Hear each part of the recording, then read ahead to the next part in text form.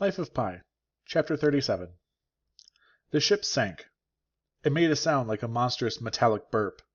Things bubbled at the surface and then vanished. Everything was screaming. The sea, the wind, my heart. From the lifeboat, I saw something in the water. I cried, "Richard Parker, is that you? It's so hard to see. Oh, that this rain would stop." "Richard Parker? Richard Parker?" "Yes, it is you." I could see his head. He was struggling to stay at the surface of the water. "Jesus, Mary, Muhammad, and Vishnu, how good to see you, Richard Parker. Don't give up, please. Come to the lifeboat. Do you hear the whistle?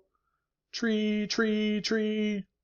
"You heard right. Swim, swim. You're a strong swimmer. It's not 100 feet. He had seen me. He looked panic-stricken. He started swimming my way. The water about him was shifting wildly. He looked small and helpless. "Richard Parker, can you believe what has happened to us? Tell me it's a bad dream. Tell me it's not real. Tell me I'm still in my bunk on the Simsum, and I'm tossing and turning, and soon I'll wake up from this nightmare. Tell me I'm still happy. Mother, my tender guardian angel of wisdom, where are you? And you, Father, my loving worrywart. And you, Ravi, dazzling hero of my childhood. Vishnu, preserve me. Allah, protect me. Christ, save me. I can't bear it. Tree, tree, tree." I was not wounded in any part of my body, but I had never experienced such intense pain, such a ripping of the nerves, such an ache of the heart. He would not make it. He would drown. He was hardly moving forward, and his movements were weak. His nose and mouth kept dipping under water. Only his eyes were steadily on me. "What are you doing, Richard Parker? Don't you love life? Keep swimming, then. Tree, tree, tree. Kick with your legs. Kick, kick, kick." He stirred in the water and made to swim. "And what of my extended family? Birds, beasts, and reptiles? They too have drowned. Every single thing I value in life has been destroyed. And I am allowed no explanation? I am to suffer hell without any account from heaven? In that case, what is the purpose of reason, Richard Parker? Is it no more than to shine at practicalities, the getting of food, clothing, and shelter? Why can't reason give greater answers? Why can we throw a question further than we can pull in an answer? Why such a vast net if there's so little fish to catch?" His head was barely above water. He was looking up, taking in the sky one last time. There was a life buoy in the boat with a rope tied to it. I took hold of it and waved it in the air. "Do you see this life buoy, Richard Parker? Do you see it? Catch hold of it. Humph! I'll try again. Humph!" He was too far. But the sight of the life buoy flying his way gave him hope. He revived and started beating the water with vigorous, desperate strokes. "That's right. 1, 2, 1, 2, 1, 2. Breathe when you can. Watch for the waves. Tree, tree, tree." My heart was chilled to ice. I felt ill with grief. But there was no time for frozen shock. It was shock and activity. Something in me did not want to give up on life, was unwilling to let go, wanted to fight to the very end. Where that part of me got the heart, I don't know. Isn't it ironic, Richard Parker? We're in hell, yet still we're afraid of immortality. Look how close you are. Tree, tree, tree. Hurrah, hurrah! You've made it, Richard Parker. You've made it. Catch! Humph! I threw the life buoy mightily. It fell in the water right in front of him. With his last energies he stretched forward and took hold of it. "Hold on tight, I'll pull you in. Don't let go. Pull with your eyes while I pull with my hands. In a few seconds you'll be aboard and we'll be together." Wait a second. Together? We'll be together? Have I gone mad? I woke up to what I was doing. I yanked on the rope. "Let go of that life buoy, Richard Parker. Let go, I said. I don't want you here. Do you understand? Go somewhere else. Leave me alone. Get lost. Drown. Drown." He was kicking vigorously with his legs. I grabbed an oar. I thrust it at him, meaning to push him away. I missed and lost hold of the oar. I grabbed another oar. I dropped it in an oarlock and pulled as hard as I could, meaning to move the lifeboat away. All I accomplished was to turn the lifeboat a little, bringing one end closer to Richard Parker. I would hit him on the head. I lifted the oar in the air. He was too fast. He reached up and pulled himself aboard. Oh my God! Ravi was right. Surely I was to be the next goat. I had a wet, trembling, half-drowned, heaving and coughing 3-year-old adult Bengal tiger in my lifeboat. Richard Parker rose unsteadily to his feet on the tarpaulin, eyes blazing as they met mine, ears laid tight to his head, all weapons drawn. His head was the size and color of the lifebuoy, with teeth. I turned around, stepped over the zebra, and threw myself overboard. Chapter 38. I don't understand. For days the ship had pushed on, bullishly indifferent to its surroundings. The sun shone, rain fell, winds blew, currents flowed, the sea built up hills, the sea dug up valleys. The Simsum did not care. It moved with the slow, massive confidence of a continent. I had bought a map of the world for the trip. I had set it up in our cabin against a cork billboard. Every morning I got our position from the control bridge and marked it on the map with an orange-tapped pin. We sailed from Madras, across the Bay of Bengal, down through the Strait of Malacca, around Singapore, and up to Manila. I loved every minute of it. It was a thrill to be on a ship. Taking care of the animals kept us very busy. Every night we fell into bed weary to our bones. We were in Manila for 2 days. A question of fresh feed, new cargo, and, we were told, the performing of routine maintenance work on the engines. I paid attention only to the first 2. The fresh feed included a ton of bananas, and the new cargo, a female Congo chimpanzee, part of Father's wheeling and dealing. A ton of bananas bristles with a good 3-4 pounds of big black spiders. A chimpanzee is like a smaller, leaner gorilla, but meaner looking, with less of the melancholy gentleness of its larger cousin. A chimpanzee shudders and grimaces when it touches a big black spider, like you and I would do, before squashing it angrily with its knuckles. Not something you and I would do. I thought bananas and a chimpanzee were more interesting than a loud, filthy mechanical contraption in the dark bowels of a ship. Ravi spent his days there, watching the men work. Something was wrong with the engines, he said. Did something go wrong with the fixing of them? I don't know. I don't think anyone will ever know. The answer is a mystery lying at the bottom of thousands of feet of water. We left Manila and entered the Pacific. On our 4th day out, midway to midway, we sank. The ship vanished into a pinprick hole on my map. A mountain collapsed before my eyes and disappeared beneath my feet. All around me was the vomit of the dyspeptic ship. I felt sick to my stomach. I felt shock. I felt a great emptiness within me, which then filled with silence. My chest hurt with pain and fear for days afterwards. I think there was an explosion, but I can't be sure. It happened while I was sleeping. It woke me up. The ship was no luxury liner. It was a grimy, hard-working cargo ship not designed for paying passengers or for their comfort. There were all kinds of noises all the time. It was precisely because the level of noise was so uniform that we slept like babies. It was a form of silence that nothing disturbed. Not Ravi's snoring, nor my talking in my sleep. So the explosion, if there was one, was not a new noise. It was an irregular noise. I woke up with a start, as if Ravi had burst a balloon in my ears. I looked at my watch. It was just after 4:30 in the morning. I leaned over and looked down at the bunk below. Ravi was still sleeping.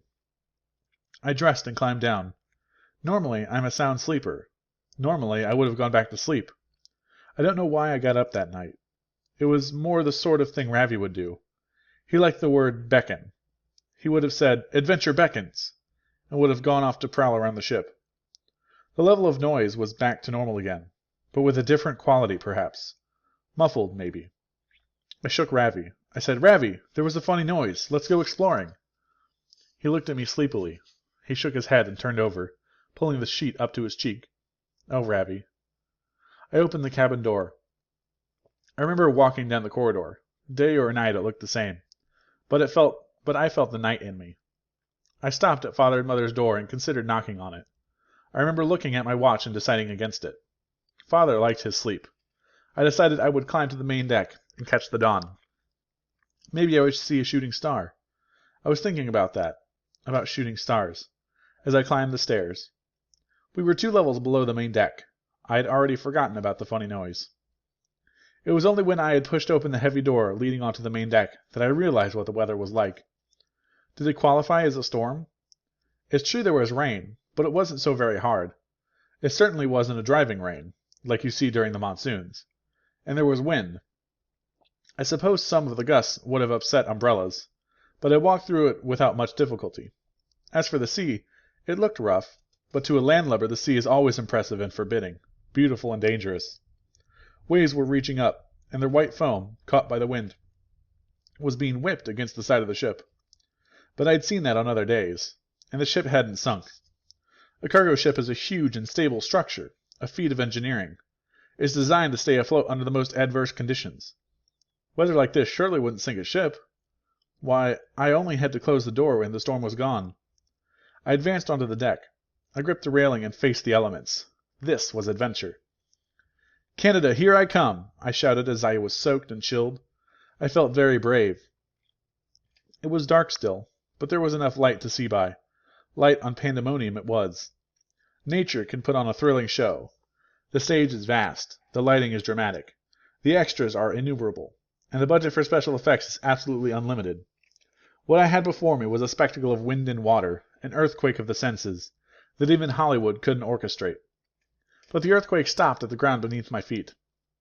The ground beneath my feet was solid. I was a spectator safely ensconced in his seat. It was when I looked up at the lifeboat on the bridge castle that I started to worry. The lifeboat wasn't hanging straight down. It was leaning in from its davits. I turned and looked at my hands. My knuckles were white. The thing was, I wasn't holding on so tightly because of the weather, but because otherwise I would fall in towards the ship. The ship was listing to port, to the other side. It wasn't a severe list, but enough to surprise me. When I looked overboard, the drop wasn't sheer anymore. I could see the ship's great black side. A shiver of cold went through me. I decided it was a storm after all. Time to return to safety. I let go, hot-footed it to the wall, moved over and pulled open the door. Inside the ship there were noises, deep structural groans. I stumbled and fell. No harm done. I got up.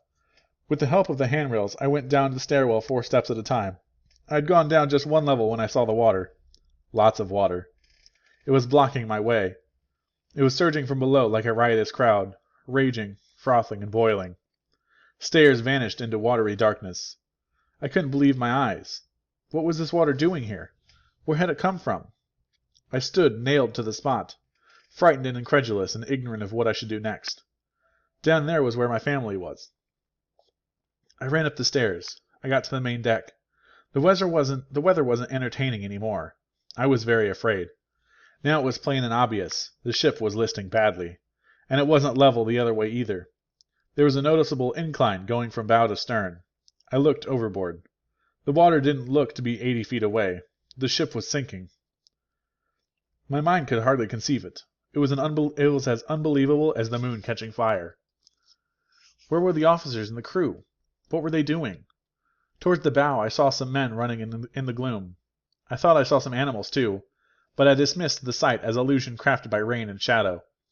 We had the hatch covers over their bay pulled open when the weather was good, but at all times the animals were kept confined to their cages. These were dangerous wild animals we were transporting, not farm livestock. Above me, on the bridge, I thought I heard some men shouting. The ship shook and there was that sound, the monstrous metallic burp. What was it? Was it the collective scream of humans and animals protesting their oncoming death? Was it the ship itself giving up the ghost? I fell over. I got to my feet. I looked overboard again. The sea was rising. The waves were getting close. We were sinking fast. I clearly heard monkeys shrieking. Something was shaking the deck.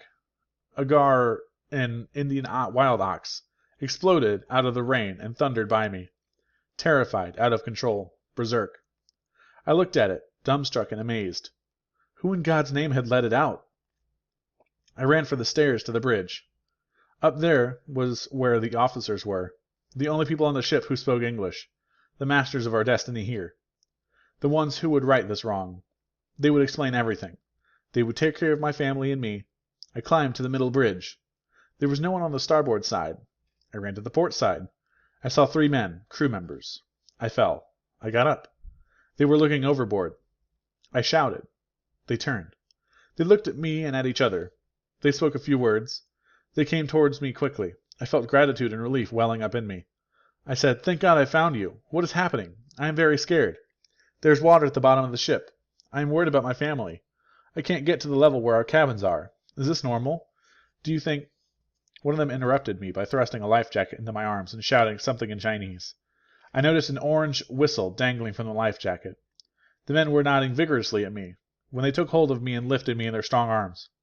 I thought nothing of it. I thought they were helping me. I was so full of trust in them that I felt grateful as they carried me in the air.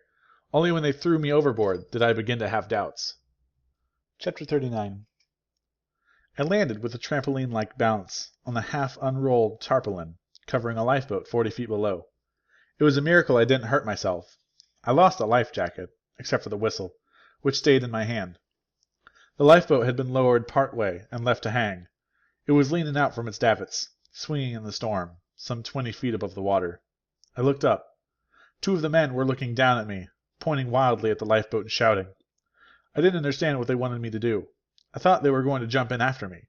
Instead, they turned their heads, looked horrified, and this creature appeared in the air, leaping with the grace of a racehorse. The zebra missed the tarpaulin. It was a male Grant, weighing over 500 pounds. It landed with a loud crash on the last bench, smashing it and shaking the whole lifeboat. The animal called out. I might have expected the braying of an ass or the neighing of a horse. It was nothing of the sort. It could only be called a burst of barking. Quah-ha-ha, quah-ha-ha, quah-ha-ha, put out at the highest pitch of distress. The creature's lips were widely parted, standing upright and quivering, revealing yellow teeth and dark pink gums.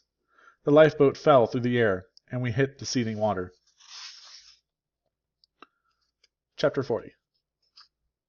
Richard Parker did not jump into the water after me. The oar I intended to use as a club floated.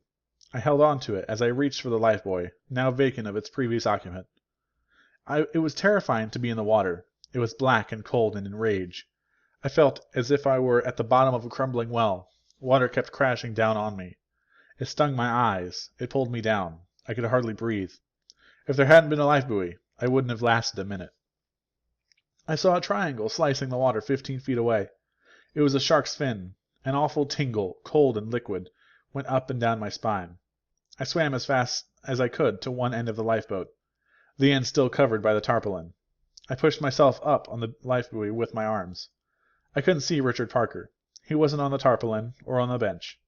He was at the bottom of the lifeboat. I pushed myself up again. All I could see, briefly, at the other end, was the zebra's head thrashing about. As I fell back into the water, another shark's fin glided right before me. The bright orange tarpaulin was held down by a strong nylon rope that wove its way between metal grommets and the tarpaulin and blunt hooks on the side of the boat. I happened to be treading water at the bow. The tarpaulin was not as securely fixed going over the stem, which had a very short prow, what in a face would be called a snub-nose, as it was elsewhere around the boat. There was a little looseness in the tarpaulin as the rope went from one hook on one side, the stem, to the next hook on the other side. I lifted the oar in the air, and I shoved its handle into the looseness, into this life-saving detail. I pushed the oar in as far as it would go. The lifeboat now had a prow projecting over the waves, if crookedly. I pulled myself up and wrapped my legs around the oar. The oar handle pushed up against the tarpaulin, but tarpaulin, rope, and oar held. I was out of the water, if only by a fluctuating 2-3 feet. The crest of the larger waves kept striking me. I was alone and orphaned, in the middle of the Pacific, hanging onto an oar, an adult tiger in front of me, sharks beneath me, a storm raging about me. Had I considered my prospects in the light of reason, I surely would have given up and let go of the oar, hoping that I might drown before being eaten. But I don't recall that I had a single thought during those first minutes of relative safety. I didn't even notice daybreak. I held on to the oar. I just held on. God only knows why. After a while I made good use of the lifebuoy. I lifted it out of the water and put the oar through its hole. I worked it down until the ring was hugging me. Now it was only with my legs that I had to hold on. If Richard Parker appeared, it would be more awkward to drop from the oar, but one tear at a time. Pacific before tiger. Chapter 41. The elements allowed me to go on living. The lifeboat did not sink. Richard Parker kept out of sight. The sharks prowled but did not lunge. The waves splashed me but did not pull me off. I watched the ship as it disappeared, with much burbling and belching. Lights flickered and went out. I looked about for my family, for survivors, for another lifeboat, for anything that might bring me hope. There was nothing. Only rain, marauding waves of black ocean, and the flotsam of tragedy. The darkness melted away from the sky. The rain stopped. I could not stay in the position I was in forever. I was cold. My neck was sore from holding up my head from all the craning I had been doing. My back hurt from leaning against the lifebuoy, and I needed to be higher up if I were to see other lifeboats. I inched my way along the oar till my feet were against the bow of the boat. I had to proceed with extreme caution. My guess was that Richard Parker was on the floor of the lifeboat beneath the tarpaulin, his back to me, facing the zebra, which he had no doubt killed by now. Of the five senses, tigers rely most on their sight. Their eyesight is very keen, especially in detecting motion. Their hearing is good. Their smell is average. I mean, compared to the other animals, of course. Next to Richard Parker, I was deaf, blind, and nose-dead. But at the moment he could not see me, and in my wet condition could probably not smell me. And what with the whistling of the wind and the hissing of the sea as waves broke, if I were careful, he would not hear me. I had a chance so long as he did not sense me. If he did, he would kill me right away. Could he burst through the tarpaulin? I wondered. Fear and reason fought over the answer. Fear said yes. He was a fierce, 450-pound carnivore. Each of his claws was as sharp as a knife. Reason said no. The tarpaulin was sturdy canvas, not a Japanese paper wall. I had landed upon it from a height. Richard Parker could shred it with his claws with a little time and effort, but he couldn't pop through it like a jack-in-the-box. And he had not seen me. Since he had not seen me, he had no reason to claw his way through it. I slid along the oar. I brought both my legs to one side of the oar, and placed my feet on the gunwale. The gunwale is the top edge of the boat, the rim, if you want. I moved a little more till my legs were on the boat. I kept my eyes fixed on the horizon of the tarpaulin. Any second I expected to see Richard Parker rising up and coming for me. Several times I had fits of fearful trembling. Precisely where I wanted to be most still, my legs, was where I trembled most. My legs drummed upon the tarpaulin. A more obvious rapping on Richard Parker's door couldn't be imagined. The trembling spread to my arms, and it was all I could do to hold on. Each fit passed. When enough of my body was on the boat, I pulled myself up. I looked beyond the end of the tarpaulin. I was surprised to see that the zebra was still alive. It lay near the stern, where it had fallen, listless, but its stomach was still panting, and its eyes were still moving, expressing terror. It was on its side, facing me, its head and neck awkwardly propped against the boat's side bench. It had badly broken a rear leg. The angle of it was completely unnatural. Bone protruded through skin, and there was bleeding. And only its slim front legs had a semblance of normal position. They were bent and neatly tucked against its twisted torso. From time to time the zebra shook its head and barked and snorted. Otherwise it lay quietly. It was a lovely animal. Its wet markings glowed brightly white and intensely black. I was so eaten up by anxiety that I couldn't dwell on it. Still, in passing, as a faint afterthought, the queer, clean, artistic boldness of its design and the fineness of its head struck me. Of greater significance to me was the strange fact that Richard Parker had not killed it. In the normal course of things, he should have killed the zebra. That's what predators do. They kill prey. In the present circumstances, where Richard Parker would be under tremendous mental strain, fear should have brought out an exceptional level of aggression. The zebra should have been properly butchered. The reason behind its spared life was revealed shortly. It froze my blood, and then brought a slight measure of relief. A head appeared beyond the end of the tarpaulin. It looked at me in a direct, frightened way, ducked under, appeared again, ducked under again, appeared once more, disappeared a last time. It was the bear-like, balding-looking head of a spotted hyena. Our zoo had a clan of 6, 2 dominant females and 4 subordinate males. They were supposed to be going to Minnesota. The one here was a male. I recognized it by its right ear, which was badly torn. Its healed, jagged edge testimony to old violence. Now I understood why Richard Parker had not killed the zebra. He was no longer aboard. There couldn't be both a hyena and a tiger in such a small space. He must have fallen off the tarpaulin and drowned. I had to explain to myself how the hyena had come to be on the lifeboat. I doubted hyenas were capable of swimming in open seas. I concluded that it must have been on board all along, hiding under the tarpaulin, and that I hadn't noticed it when I landed with a bounce. I realized something else. The hyena was the reason those sailors had thrown me into the lifeboat. They weren't trying to save my life. That was the last of their concerns. They were using me as fodder. They were hoping that the hyena would attack me, and that somehow I would get rid of it and make the boat safe for them, no matter if it cost me my life. Now I knew what they were pointing at so furiously just before the zebra appeared. I never thought that finding myself confined in a small space with a spotted hyena would be good news, but there you go. In fact, the good news was double. If it wasn't for this hyena, the sailors wouldn't have thrown me into the lifeboat, and I would have stayed on the ship, and I surely would have drowned. And if I had to share the quarters with a wild animal, better the upfront ferocity of a dog than the power and stealth of a cat. I breathed the smallest sigh of relief. As a precautionary measure, I moved onto the oar. I sat astride it, on the rounded edge of the speared life buoy, and my left foot against the tip of the prow, my right foot on the gunwale. It was comfortable enough, and I was facing the boat. I looked about. Nothing but sea and sky, the same when we were at the top of a swell. The sea briefly imitated every land feature, every hill, every valley, every plain. Accelerated geotectonics. Around the world in 80 swells, but nowhere on it could I find my family. Things floated in the water, but none that brought me hope. I could see no other lifeboats. The weather was changing rapidly. The sea, so immense, so breathtakingly immense, was settling into a smooth and steady motion, with the waves at heel. The wind was softening to a tuneful breeze.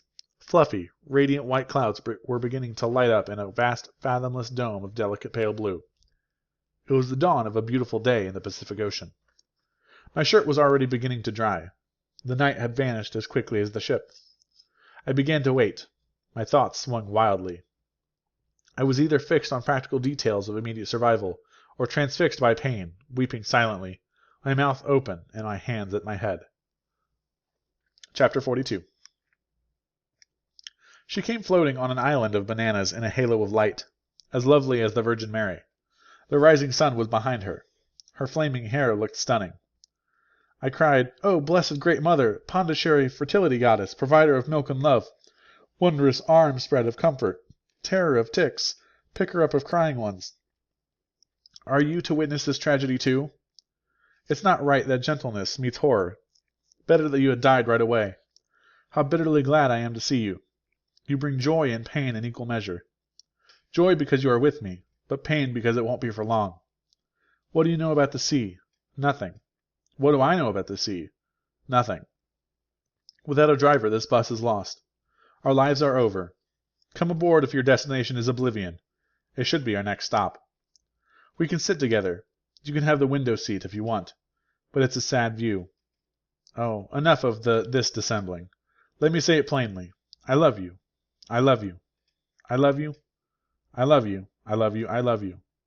Not the spiders, please." It was orange juice, so called because she tended to drool. Our prize Borneo orangutan matriarch. Zoo star and mother of 2 fine boys, surrounded by a mass of black spiders that crawled around her like malevolent worshippers. The bananas on which she floated were held together by a nylon net, with which they had been lowered into the ship. When she stepped off the bananas into the boat, they bobbed up and rolled over. The net became loose.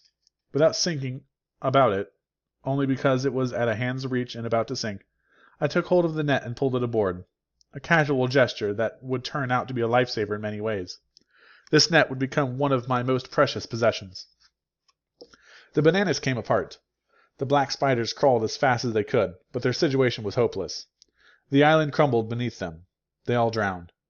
The lifeboat briefly floated in the sea of fruit, and I had picked up what I thought was a useless net. But did I think of reaping from this banana manna? No, not a single one. It was banana split in the wrong sense of the term. The sea dispersed them. This colossal waste would later weigh on me heavily. I would nearly go into convulsions of dismay at my stupidity. Orange juice was in a fog. Her gestures were slow and tentative, and her eyes reflected deep mental confusion. She was in a state of profound shock. She lay flat on the tarpaulin for several minutes, quiet and still, before reaching over and falling into the lifeboat proper. I heard a hyena scream. Chapter 43. The last trace I saw of the ship was a patch of oil glimmering on the surface of the water. I was certain I wasn't alone. It was inconceivable that the Simsum should sink without eliciting a peep of concern. Right now, in Tokyo, in Panama City, in Madras, in Honolulu, Why, even in Winnipeg, red lights were blinking on consoles. Alarm bells were ringing. Eyes were opening wide in horror. Mouths were gasping, "My God, the Sim-Sum has sunk!" And hands were reaching for phones. More red lights were starting to blink and more alarm bells were starting to ring. Pilots were running to their ships, with their shoelaces still untied. Such was their hurry. Ship officers were spinning their wheels till they were feeling dizzy. Even submarines were swerving under water to join in the rescue effort. We would be rescued soon. A ship would appear on the horizon. A gun would be found to kill the hyena and put the zebra out of its misery. Perhaps orange juice could be saved. I would climb aboard and be greeted by my family. They would have been picked up in another lifeboat. I only had to ensure my survival for the next few hours, until this rescue ship came. I reached for my perch for the net. I rolled it up and tossed it midway on the tarpaulin to act as a barrier, however small. Orange juice had seemed practically cataleptic. My guess was she was dying of shock. It was the hyena that worried me. I could hear it whining.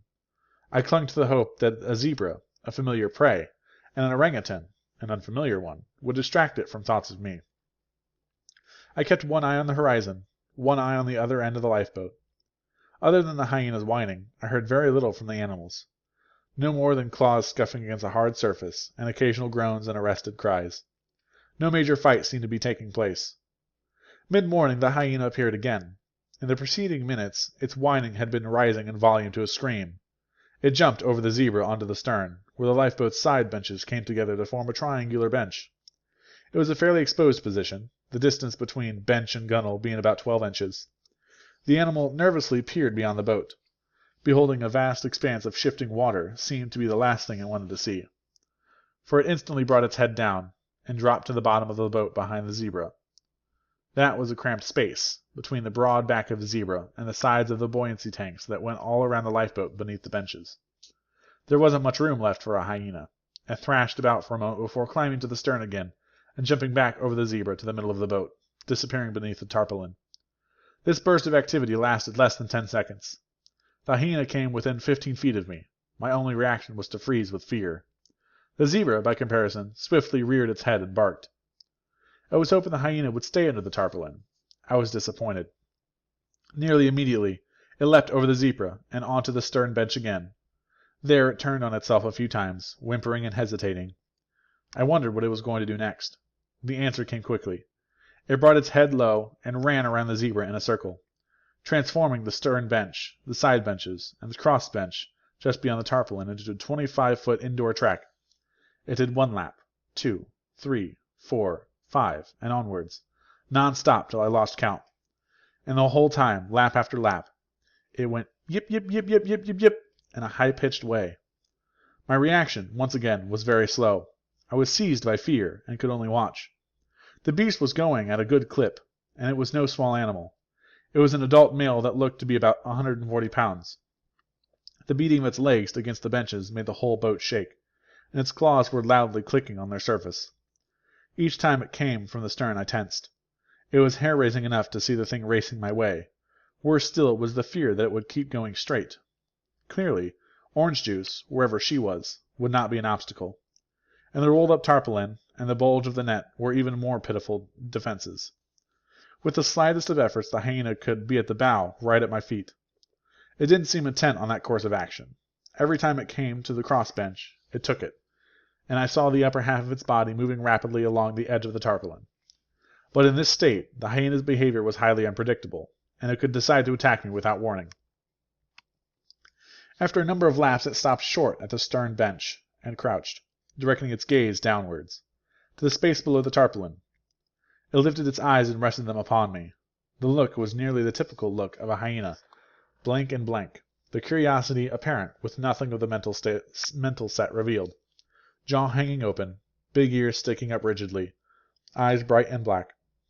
Were it not for the strain that exuded from every cell of its body, an anxiety that made the animal glow, as if with a fever. I prepared for my end. For nothing. It started running in circles again. When an animal decides to do something, it can do it for a very long time. All morning the hyena ran in circles, going yip, yip, yip, yip, yip, yip.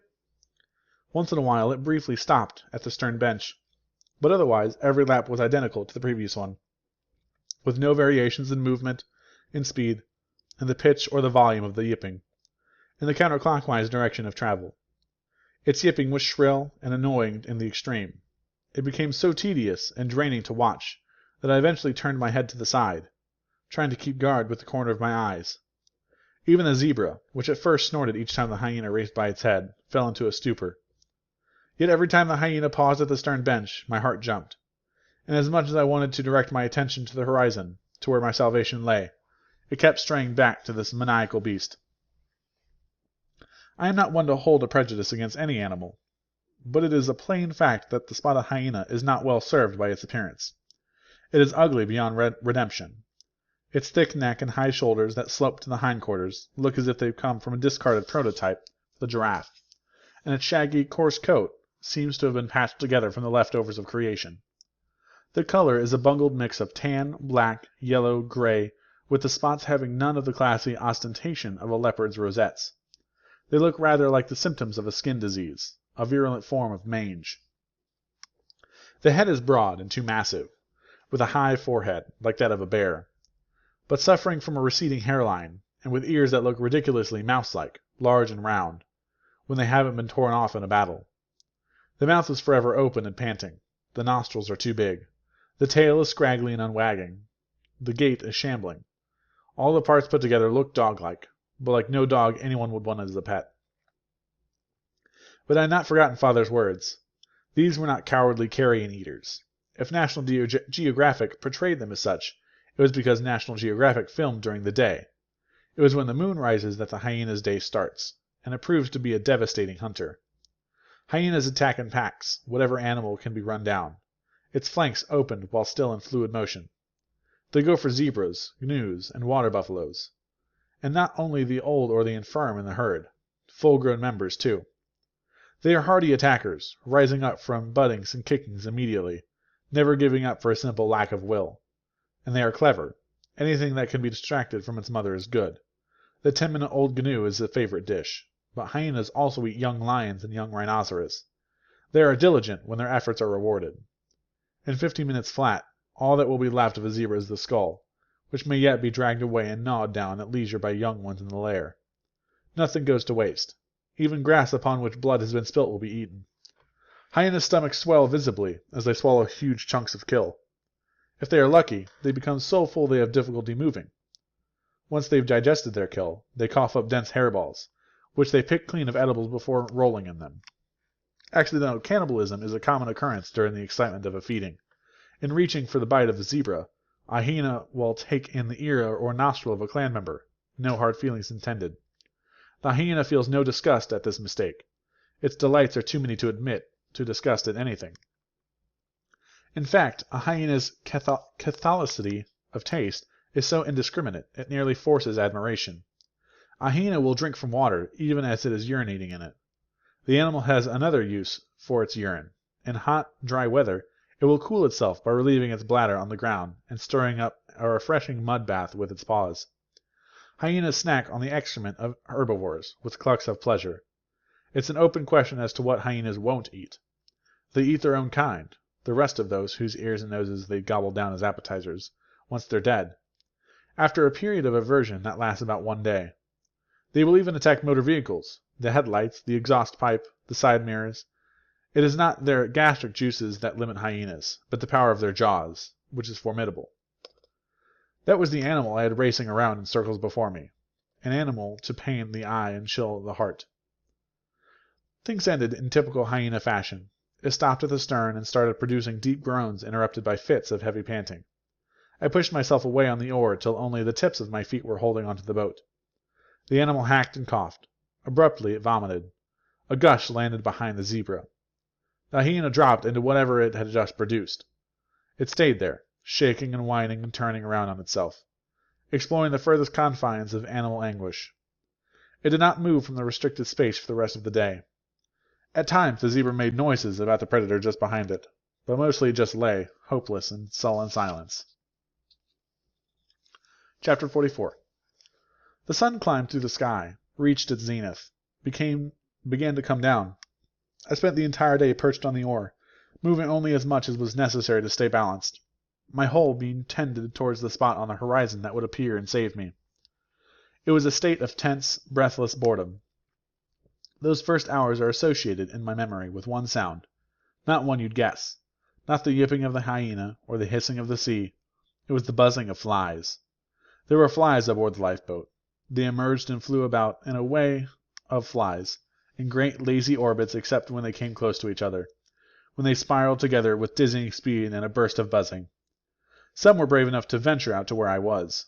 They looped around me, sounding like sputtering, single-prop airplanes, before hurrying home. Whether they were native to the boat, or had come with one of the animals, the hyena most likely, I can't say. But whatever their origin, they didn't last long. They all disappeared within 2 days. The hyena, from behind the zebra, snapped at them and ate a number. Others were probably swept out to sea by the wind. Perhaps a few lucky ones came to their life's term and died of old age. As evening approached, my anxiety grew. Everything about the end of the day scared me. At night, a ship would have difficulty seeing me. At night, the hyena might become active again, and maybe orange juice, too. Darkness came. There was no moon. Clouds hid the stars. The contours of things became hard to distinguish. Everything disappeared. The sea, the lifeboat, my own body. The sea was quiet, and there was hardly any wind, so I couldn't even ground myself in sound. I seemed to be floating in pure, abstract blackness. I kept my eyes fixed on where I thought the horizon was, while my ears were on guard for any sign of the animals. I couldn't imagine lasting the night. Sometime during the night the hyena began snarling and the zebra barking and squealing, and I heard a repeated knocking sound. I shook with fright, and, I will hide nothing here, relieved myself in my pants. But these sounds came from the other end of the lifeboat. I couldn't feel any shaking that indicated movement. The hellish beast was apparently staying away from me. From near in the blackness, I began hearing loud expirations and groans and grunts and various wet mouth sounds. The idea of orange juice stirring was too much for my nerves to bear, so I did not consider it. I simply ignored the thought. There were also noises coming from beneath me, from the water, sudden flapping sounds, and swishing sounds that were over and done with in an instant. The battle for life was taking place there, too. The night passed, minute by slow minute. Chapter 45. I was cold. It was a distanced observation, as if it didn't concern me. Daybreak came. It happened quickly, yet by imperceptible degrees. A corner of the sky changed colors. The air began filling with light. The calm sea opened up around me like a great book. Still, it felt like night. Suddenly, it was day. Warmth came only when the sun, looking like an electrically lit orange, broke across the horizon. But I didn't need to wait that long to feel it. With the very first rays of light, it came alive in me. Hope. As things emerged in outline and filled with color, hope increased until it was like a song in my heart. Oh, what it was to bask in it! Things would work out yet.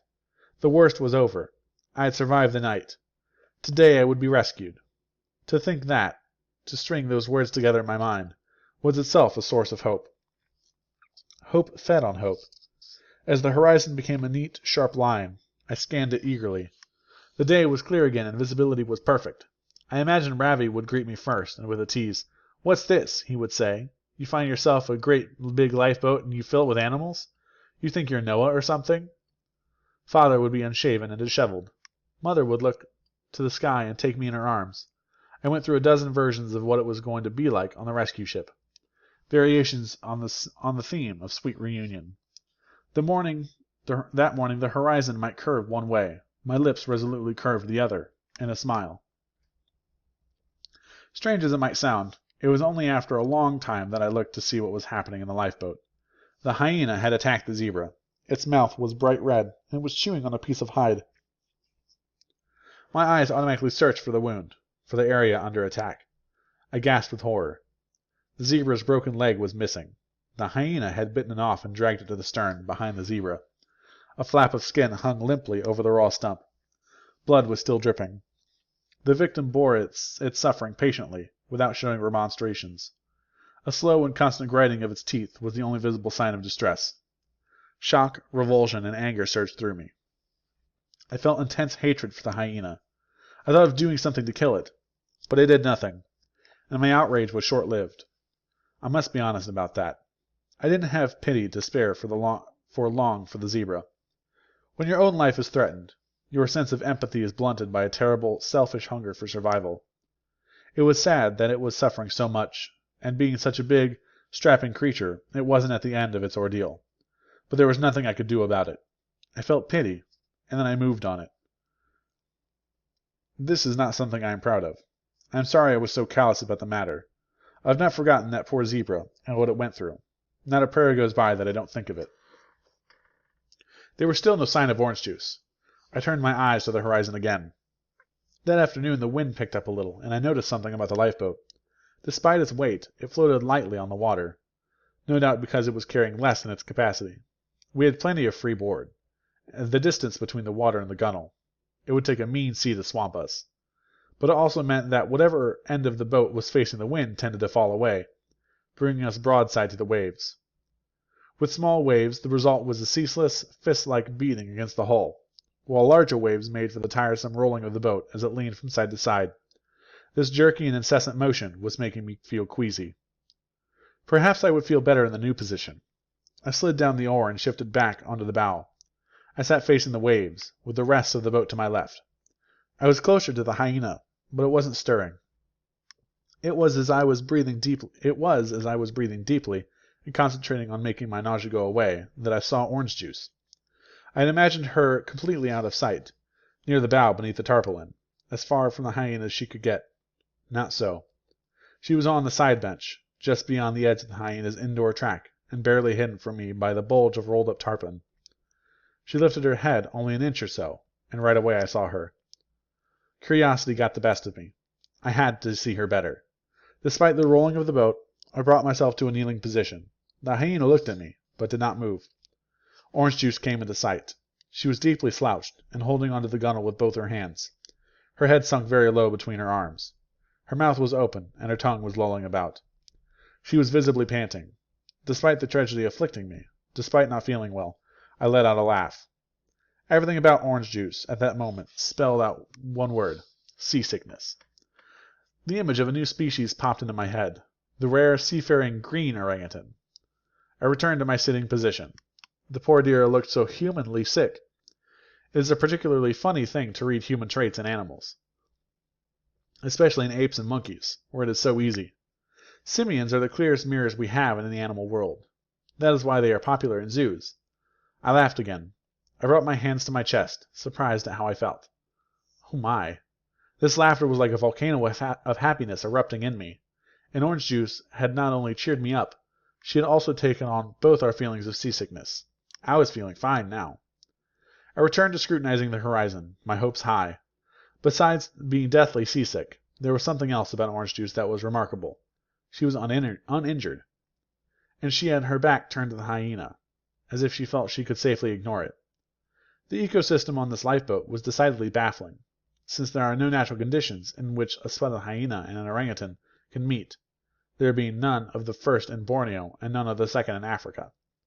There is no way of knowing how they would relate, but it seemed to me highly improbable, if not totally incredible, that when brought together these frugivorous tree-dwellers and carnivorous savanna-dwellers would so radically carve out their niches as to pay no attention to each other.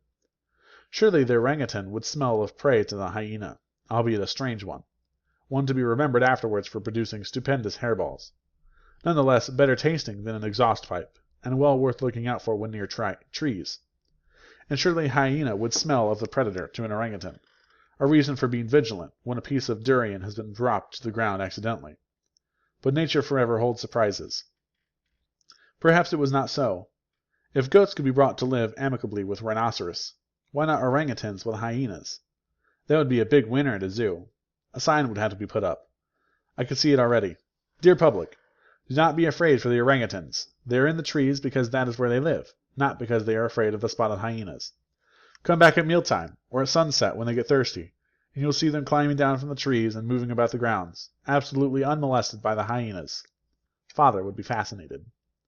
Sometime in the afternoon I saw the first specimen of what would become a dear, reliable friend of mine. There was a bumping and scraping sound against the hull of the lifeboat.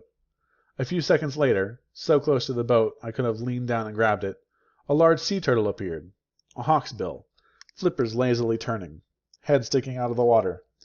It was striking looking, in an ugly sort of way, with a rugged, yellowish-brown shell about 3 feet long and spotted with patches of algae, and a dark green face with a sharp beak, no lips, 2 solid holes for nostrils, and black eyes that stared at me intently.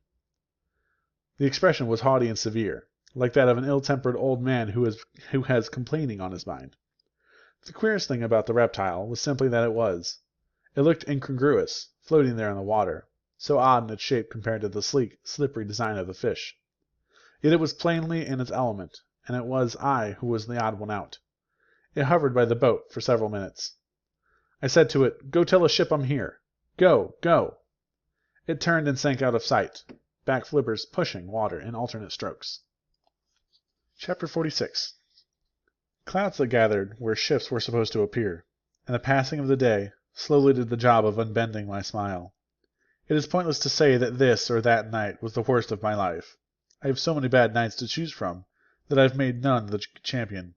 Still, the second night at sea stands in my memory as one of the exceptional suffering, different from the frozen anxiety of the first night, and being a more conventional sort of suffering, the broken-down kind consisting of weeping and sadness and spiritual pain, and different from later ones in that I still had the strength to appreciate fully what I felt. And that dreadful night was preceded by a dreadful evening. I noticed the presence of sharks around the lifeboat. The sun was beginning to pull the curtains on the day. It was a placid explosion of orange and red, a great chromatic symphony, a color canvas of supernatural proportions, truly a splendid Pacific sunset, quite wasted on me. The sharks were makos, swift, pointy-snouted predators with long, murderous teeth that protruded noticeably from their mouths. They were about 6 or 7 feet long. One was larger still. I watched them anxiously. The largest one came to the boat quickly, as if to attack, its dorsal fin rising out of the water by several inches, but it dipped below just before reaching us and glided underfoot with fearsome grace. It returned, not coming so close this time, then disappeared. The other sharks paid a longer visit, coming and going at different depths, some in plain sight at hand's reach below the surface of the water, others deeper down.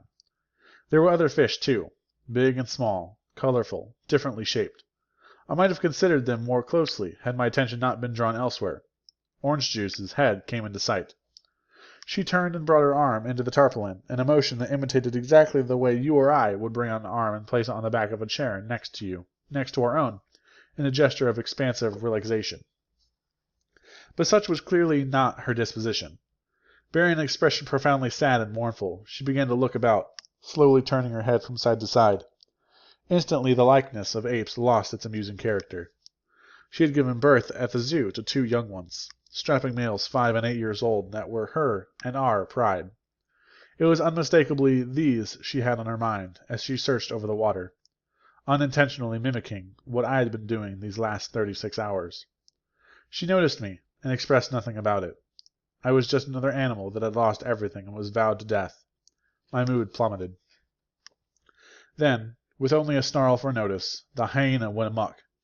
It hadn't moved from its cramped quarters all day. It put its front legs on the zebra's hide, reached over and gathered a fold of skin in its jaws. It pulled roughly. A strip of hide came off the zebra's belly like gift-wrap paper comes off a gift, in a smooth-edged swath, only silently, in the way of tearing skin, and with greater resistance. Immediately blood poured forth like a river. Barking, snorting, and squealing, the zebra came to life to defend itself. It pushed on its front legs and reared its head in an attempt to bite the hyena, but the beast was out of reach. It shook its good hind leg, which did no more than explain the origin of the previous night's knocking. It was a hoof beating against the side of the boat. The zebra's attempts at self-preservation only whipped the hyena into a frenzy of snarling and biting. It made a gaping wound in the zebra's side. When it was no longer satisfied with the reach it had from behind the zebra, the hyena climbed onto its haunches. It started pulling out coils of intestines and other viscera. There was no order to what it was doing. It bit here, swallowed there, seemingly overwhelmed by the riches before it. After devouring half the liver, it started tugging on the whitish, balloon-like stomach bag. But it was heavy, and with the zebra's haunches being higher than its belly, the blood being slippery, the hyena started to slide into its victim. It plunged its head and shoulders into the zebra's guts, up to the knees of its front legs. It pushed itself out, only to slide back down. It finally settled in this position, half in, half out, The zebra was being eaten alive from the inside. It protested with diminishing vigor. Blood started coming out of its nostrils. Once or twice it reared its head up, as if appealing to heaven. The abomination of the moment was perfectly expressed. Orange Juice did not view these doings indifferently. She raised herself to her full height on the bench. With her incongruously small legs and massive torso, she looked like a refrigerator on crooked wheels. But with her giant arms lifted in the air, she looked impressive. Their span was greater than her height. One hand hung over the water. The other reached across the width of the lifeboat nearly to the opposite side. She pulled back her lips, showing off enormous canines, and began to roar. It was a deep, powerful, huffing roar, amazing for an animal normally as silent as a giraffe. The hyena was as startled as I was by the outburst. It cringed and retreated, but not for long. After an intense stare at Orange Juice, the hairs on its neck and shoulders stood up, and its tail rose straight in the air. It climbed back onto the dying zebra. There, blood dripping from its mouth, it responded to Orange Juice in kind, with a higher-pitched roar. The two animals were 3 feet apart, wide-open jaws directly facing. They put all their energies into their cries, their bodies shaking with the effort. I could see deep down the hyena's throat. The Pacific air, which until a minute before had been carrying the whistling and whispering of the sea, a natural melody I would have called soothing had the circumstances been happier, was all at once filled with this appalling noise, like the fury of an all-out battle, with the ear-splitting firing of guns and cannons and the thunderous blasts of bombs. The hyena's roar filled the higher range of what my ears could hear. Orange Juice's bass roar filled the lower range, and somewhere in between I could hear the cries of the helpless zebra. My ears were full. Nothing more, not one more sound, could push into them and be registered. I began to tremble uncontrollably. I was convinced the hyena was going to lunge at Orange Juice. I could not imagine that matters could get worse, but they did. The zebra snorted some of its blood overboard. Seconds later, there was a hard knock against the boat, followed by another. The water began to churn around us with sharks. They were searching for the source of the blood, for the food was so close at hand. Their tail fins flashed out of the water. Their heads swung out. The boat was hit repeatedly. I was not afraid we would capsize. I thought the sharks would actually punch through the metal hull and sink us. With every bang the animals jumped and looked alarmed, but they were not to be distracted from their main business of roaring in each other's faces. I was certain the shouting match would turn physical. Instead, it broke off abruptly after a few minutes. Orange Juice, with huffs and lip-smacking noises, turned away, and the hyena lowered its head and retreated behind the zebra's butchered body. The sharks, finding nothing, stopped knocking on the boat and eventually left. Silence fell at last. A foul and pungent smell, an earthy mix of rust and excrement, hung in the air. There was blood everywhere, coagulating to a deep red crust. A single fly buzzing about, sounding to me like an alarm bell of insanity. No ship, nothing at all, had appeared on the horizon that day. And now the day was ending. When the sun slipped below the horizon, it was not only the day that died and the poor zebra, but my family as well. With that second sunset, disbelief gave way to pain and grief. They were dead.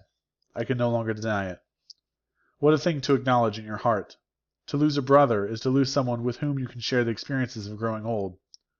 Who is supposed to bring you a sister-in-law and nieces and nephews? Creatures to people the tree of your life, and give it new branches. To lose your father is to lose the one whose guidance and help you seek, who supports you like a tree trunk supports its branches. To lose your mother, well, that is like losing the sun above you. It is like losing... I'm sorry. I would rather not go on. I lay down on the tarpaulin, and spent the whole night weeping and grieving, my face buried in my arms. The hyena spent a good part of the night eating.